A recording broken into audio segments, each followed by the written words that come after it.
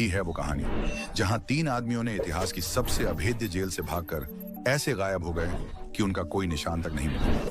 ये है एल्काट्राज, एक किला जो सैन फ्रांसिस्को बे के बीचों बीच एक द्वीप पर तराशा गया था। चारों तरफ बर्फ जैसे ठंडे पानी, जानलेवा धाराएं और हथियारबंद गार्ड। यहां से भागना असंभव था, लेकिन 1962 में 3 कैदियों ने भागने का फैसला किया। मिलिए फ्रैंक मॉरिस और एंगलिन ब्रदर्स से। दिन में ये शांत रहते थे, लेकिन रात में उनकी कोठरियां वर्कशॉप में बदल जाती थीं। कैंटीन से चुराए गए चम्मचों की मदद से उन्होंने अपनी कोठरी के पीछे लगे एयर वेंट के चारों ओर की दीवार को खोदना शुरू किया, क्योंकि उन वेंट्स के पीछे एक अंधेरा रास्ता था जो ऊपर की ओर जाता था, लेकिन वो भारी बोल्ट से बंद था। इसलिए उन्होंने एक मैकशिफ्ट ड्रिल बनाई जो वैक्यूम क्लीनर के मोटर से चलती थी। उन्होंने 50 से ज्यादा रेनकोट भी इकट्ठे किए और उन्हें सिलकर और गर्म करके एक राफ्ट ऑन लाइफ वेस्ट में बदल दिया। और आखिर में उन्होंने साबुन, कार्डबोर्ड और कंक्रीट की धूल से डमी हेड्स बनाए, जिन पर असली बाल बार्बर शॉप से लिए गए थे।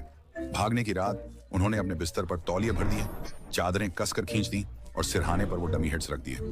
गार्ड्स वहां से गुजरे, लेकिन उन्हें कुछ शक नहीं हुआ। तीनों वेंट से बाहर निकले, पाइपों पर चढ़कर छत तक पहुंचे और स्पॉटलाइट से बचते हुए नीचे झुके रहे। उन्होंने रस्सी से 50 फीट नीचे उतरकर पीछे की ओर गए, अपनी राफ्ट फुलाई और अंधेरे में निकल पड़े। सुबह होते ही सायरन बज उठे। गार्ड्स ने खाली कोठरियां देखी और छत से लटकती रस्सियां। सर्च टीमों को पानी में एक चप्पू, एक फटा हुआ रेनकोट और एक लाइफ वेस्ट एंजल आइलैंड पर मिला। कुछ लोगों का मानना है कि उनकी राफ्ट फट गई और वो तीनों पानी में डूब गए, लेकिन कभी कोई शव नहीं मिला।